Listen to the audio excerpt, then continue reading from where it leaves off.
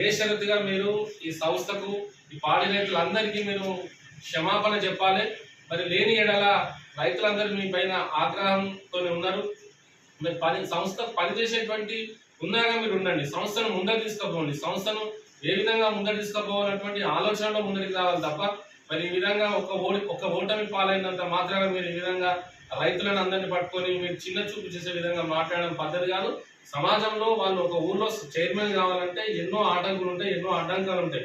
వాళ్ళకి చిన్న వ్యక్తులు ఏం కాదు. మీరు మీ దగ్గర బాయ్ దగ్గర జీతాలు ఎవరు చేస్తలేరు. చైర్మన్ అంటే వాళ్ళ సొసైటీలో వాల్యూ ఉంది.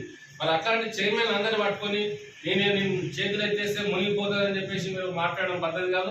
మరి మీరు పట్టుకొని ఈ సంవత్సర కాలంలో ఏం చేసి పోయిన సంవత్సరం శ్రీకర్ రెడ్డి గారి టైంలో 2 బిల్లులు బాకీ ఉండే. మరి ఇప్పుడు నేను చేతులు లేస్తే మొత్తం మొదటి ముందతులు అంటున్నావు కదా. మరి మీరు 2 బిల్లులు కాస్త 8 బిల్లులు చేసారు. మీ హయాంలోనే 6 బిల్లులు పెరిగినాయి. మరి ఆ ఘనత మీకే చెందింది.